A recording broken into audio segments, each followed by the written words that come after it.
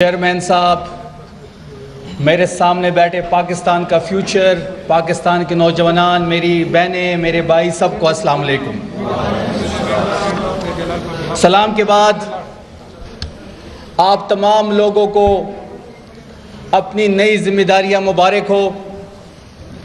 आप तमाम लोग जो इस वक्त खैबर पख्तूनख्वा यूथ असम्बली का हिस्सा बनने जा रहे हैं, मेरे तमाम भाई और तमाम बहनें जो इस वक्त इस हाल में मौजूद है, आप पाकिस्तान का फ्यूचर हैं। ये पाकिस्तान को आपने ही आगे संभालना है।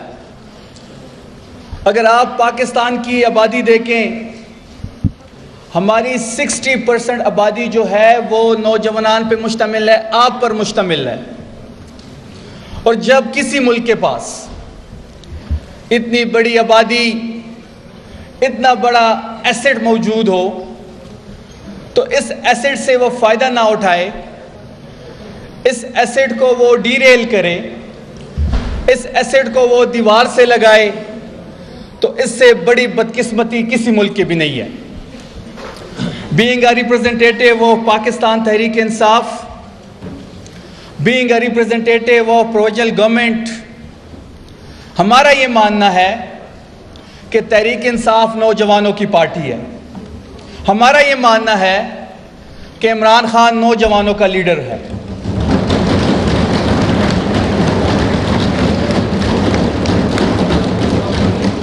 और फिर आपने खुद देखा होगा कि 9 मई से लेके 8 फरवरी तक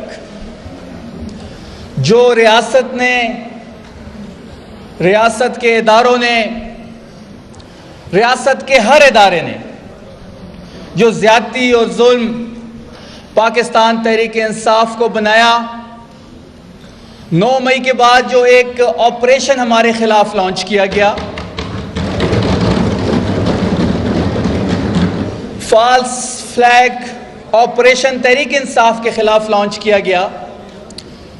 9 मई के बाद इमरान खान का झंडा उठाना, इमरान खान का पोस्टर उठाना, तहरीक इंसाफ का जलसा करना, तहरीक इंसाफ के लिए कॉर्नर मीटिंग करना, तहरीक इंसाफ के 4 लोगों का जमा होना, तहरीक इंसाफ की बात किसी चौक और चौराहे पे करना, इवन इमरान खान का नाम लेना, इस टीवी ने उसको ब्लैकआउट किया था, हमारे सोशल मीडिया के टाइगर्स ने इमरान खान को, इस तहरीक को जिंदा रखा। और मेरा ये मानना है कि सोशल मीडिया इस मुल्क की नई इस्टेब्लिशमेंट है। वो जो फिरौन बने बैठे थे, वो जो खुदाई का दावा कर रहे थे, वो जो कह रहे थे कि इमरान खान पे रेड क्रॉस है, तहरीक इंसाफ को अपने उम्मीदवार नहीं मिलेंगे, तहरीक इंसाफ की सीट नहीं आएगी, जिसने जलसा करना था उसके ऊपर पर्चा होता था, जो उसका कैंडिडेट था वो नहल हो चुके थे, वो हाई कोर्ट में मौजूद थे। उसके बावजूद 8 तारीख को आप लोगों ने इमरान खान के नाम पे इनकिलाब बर्पा किया इस मुल्क में। मेरी बड़ी ख्वाहिश थी कि इख्तियार वली साहब बैठे होते, लेकिन बदकिस्मती से जब भी मुश्किल आती है, इनकी लीडर भी इस मुल्क से भागते हैं और वो भी ये भी भाग जाते हैं। मेरी बड़ी ख्वाहिश थी कि उन्होंने इमरान का नाम लेके जनरल फैज से होके और जमहूरियत का दर्ज दिया, कि वो यहां बैठे होते और सुनने का हौसला पैदा करते। क्योंकि जमहूरियत में आपके पास सुनने का हौसला होना चाहिए। जमहूरियत में आपको क्रॉस क्वेश्चन सुनने का, उसका जवाब देने का हौसला होना चाहिए। मेरे भाई ने बात की जनरल फैज की। जनरल फैज कोई हमें विरासत में तो नहीं मिला था, इसी इदारे का जनरल था। अपना इदारा ठीक करो, फिर अपना इदारा ठीक करो। हम कोई विरासत में तो नहीं लेकर आए थे जनरल फैज को। फिर इस तरह अगर हम कहानियां खोलने बैठे तो फिर 11 सितारों की पार्टी जनरल जिलानी वाली थी। नवाज शरीफ जनरल जिलानी की पैदावार है। अगर ये कहानियां हम खोलने बैठे, फिर हम गराज से स्टार्ट लेंगे। हम फिर 1989 से स्टार्ट लेंगे। फिर हम ये भी बताएंगे कि कौन अटक के किले में बंद होकर माफिया मांग रहा था और उस मुल्क से भाग रहा था। और मेरा लीडर और उसकी बेगम बुशरा बीबी चट्टान की तरह खड़े हैं इस सिस्टम के खिलाफ। हमें ना बताया जाए, हमें ना दर्ज दिया जाए जमहूरियत का। हमें पता है कि आप कैसे बैठे हैं। फॉर्म 47 वाले हमें जमहूरियत का दर्ज देंगे। इनको शर्म नहीं आती कि एक फॉर्म 47 की वजीर आजम का कोऑर्डिनेटर होकर जाली वजीर आजम का जाली कोऑर्डिनेटर दर्ज देगा मुझे।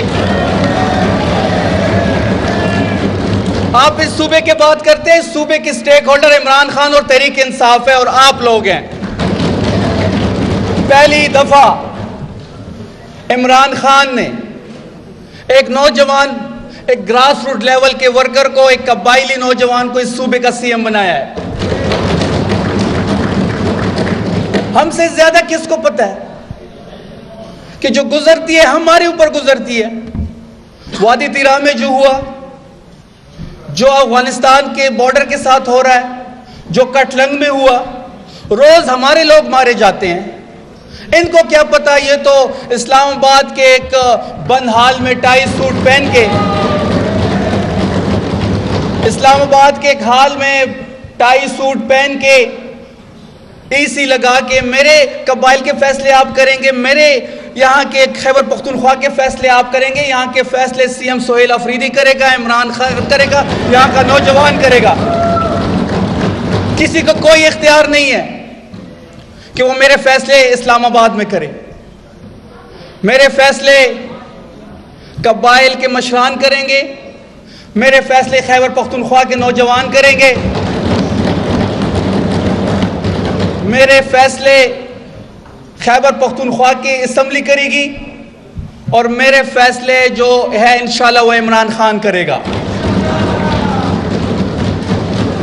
हमारी गवर्नमेंट 2018 में जब आई तो एक ड्रोन हमला नहीं हुआ। सबसे ज्यादा अमन और अमान हमारी हुकूमत में थी खैबर पख्तूनख्वा में। और मेरा लीडर इससे बढ़ के बात करता है। मेरा लीडर वाहिद लीडर है जिसने सबसे पहले ड्रोन अटैक्स पे यहां धरना दिया, जो ऑन द फ्लोर खड़े होके कहता था, ऑन द फ्लोर खड़े होके 2007 में मुशर्रफ को कहता था कि आप जो ये कबाइल में फौज भेज रहे हैं, फौजी ऑपरेशन किसी चीज का हल नहीं है। और फिर वही हुआ कि वहां पे जब ऑपरेशन जारी हुआ, लाखों हमारे लोग मारे गए। सिर्फ और सिर्फ अमरीकी इमदाद के लिए लॉन्च किया गया था वो ऑपरेशन, सिर्फ और सिर्फ अमरीकी इमदाद के लिए। ऑपरेशन के बाद आप टेबल पे आके उनसे बात करते हैं। जब आपने टेबल पे बात ही करनी थी, फिर आपने हमारे कबाइल को क्यों दरबदर किया? आपने क्यों हमारा नुकसान करवाया? क्यों हमारे लाखों डॉलर कारोबार में आपने नुकसान करवाया? हमारे 80,000 शहादतें आपने क्यों करवाई? करोड़ों लोगों को क्यों आप दरबदर किया? और फिर आज आप मेरे मदनियात पे नजर जमाए बैठे हैं। ये बात बड़ी हम क्लियर और कैटेगोरिकल कर रहे हैं कि ना हम किसी मिलिट्री ऑपरेशन की इजाजत देंगे, ना ही हमारी मदनियात को लेके यहां से जाके दिखाए। जमीन भी मेरी है, मेरी आबाओ अजदाद की है। पाकिस्तान बनने से पहले 5000 साल से हम लोग यहां पे आबाद है। जमीन मेरी, लोग मेरे, वरासत मेरी, पहाड़ मेरे, मदनियात मेरे, और फैसले आप करेंगे।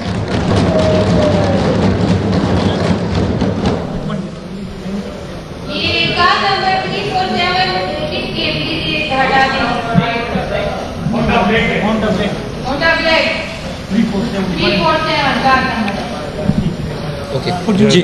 और यहाँ पे आपने पिछले दिन देखा होगा कि ये कहते हैं कि जी खैबर पख्तूनख्वा का सीएम प्राइम मिनिस्टर से जो मीटिंग होनी थी फॉर्म 47 के प्राइम मिनिस्टर से, वहाँ पे उसने शिरकत नहीं की। तो मैं इनसे पूछना चाहता हूँ कि हम उस बंदे के साथ बैठेंगे कि जिसके पास इख्तियार हो। मेरा सीएम जब इलेक्ट होता है और वो प्राइम मिनिस्टर को उसकी कॉल आती है, वो प्राइम मिनिस्टर को कहता है कि जी मेरी मुलाकात करवाए इमरान खान से, तो कहते हैं मैं पूछ के बताता हूँ।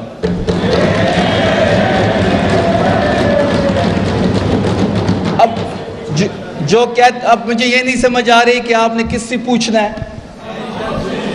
और जिससे आपने पूछना है वो आप कब पूछ के बताएंगे, और जिससे आपने पूछ के इजाज़त लेनी है वो आपको क्यों इजाज़त नहीं दे रहा।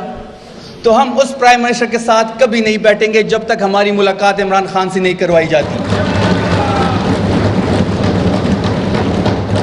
ये कहते हैं कि जी हमने उस मीटिंग में सैलाब की जो यहाँ पे तबाहकारी हुई है उस पर बात करनी थी, तो सब सैलाब आया तो वाहिद ये गवर्नमेंट थी, उस टाइम की चीफ मिनिस्टर अली अमीन गंडापुर खुद वहाँ पे 3 दिन बैठे थे। एनडीएमए के सिर्फ 2 ट्रक आए। एनडीएमए का जो इदारा है वो नेशनल गवर्नमेंट का है, तो 2 ट्रक सिर्फ आए, बाकी जितनी भी कार्रवाई थी सूबाई हुकूमत ने की। और जब तक आखिरी घर बनने तक सैलाब में आखिरी कारोबारी जो शख्सियत है उसका कारोबार कड़ा ना हो तब तक हम चैन से नहीं बैठेंगे। इन्होंने अफगान मुहाजिरीन की बात की। अफगान मुहाजिरीन को तो ये पंजाब से निकाल चुके हैं, हम क्या आपसे बात करें अफगान मुहाजिरीन पे। मेरा लीडर कह रहा है कि जी आपने उनको बाइज्जत तरीके से जो जाना चाहते हैं वो जाएंगे। हम तो अब भी उसको कैटर कर रहे हैं अपने सूबे में, तो हम आपसे बैठ के किस चीज़ पे बात करें। इन्होंने इस मुल्क में 35 साल मार्शल लॉ रहा, 35 साल इन दोनों ख़ानदानों की हुकूमत रही। सफ़र वोट से इज़्ज़त देने का शुरू हुआ था, बूट को इज़्ज़त देने पे ख़त्म हो गया इनका। 17 सीटों पे ये प्राइम मिनिस्टर बना हुआ है। वो तस्वीर आला जो है मरियम नवाज, वो अपनी सीट हार चुकी है। तो हम आपसे किस कैलिबर में, किस कैडर में बात करें आपसे। एनएफसी में आप कबायली इलाकों को अपना हिस्सा नहीं दे रहे। जब आपने फाटा को मर्ज कराना था तो आपने अरबों डॉलर के वादे किए थे, आपने एक वादा पूरा नहीं किया। तो हम उस हर बंदे से बात करेंगे जो इस खैबर पख्तूनख्वा की मैंडेट का, जो पाकिस्तान में तहरीक इंसाफ को मैंडेट मिला, उसका एहतराम करेगा और हमारे कबायली इलाकों का एहतराम करेगा। आखिर में आप तमाम लोगों को नई जिम्मेदारियां बहुत बहुत मुबारक हो, और यही आपकी नर्सरी है, यहाँ से आप आगे बढ़ेंगे। और जिस तरह मेरे जैसे लोग, सोहेल आफरीदी जैसे लोग, शेर अली आफरीदी जैसे लोग, मीना खान जैसे लोग, अदील इकबाल जैसे लोग, जो नौजवान इस वक्त पार्लियामेंट का हिस्सा बना है, ये इमरान खान की बदौलत हुआ है, ये तहरीक इंसाफ के बदौलत हुआ है। और यही वो रास्ता है जो यहाँ से शुरू होता है और इंशाअल्लाह इमरान खान के टिकट के ज़रिए असम्बली तक पहुँचता है। और इंशाअल्लाह मुझे उम्मीद है इस मुल्क का वज़ीर आज़म इमरान खान ने दोबारा बनना, ये सामने दीवार पे लिखा हुआ है। और जब तक हमारे मैंडेट की वापसी नहीं होती और हमारी हकीकी आज़ादी की जो जंग है वो अपने अंजाम तक नहीं पहुँची, ये तहरीक, ये जंग, ये सिविल सुप्रीमेसी की जो जंग है, जो पार्लियामेंट के अंदर भी हम लड़ रहे हैं, बाहर सड़कों पे भी लड़ रहे हैं, इंशाल्लाह से मज़ीद शिद्दत आएगी। बहुत शुक्रिया।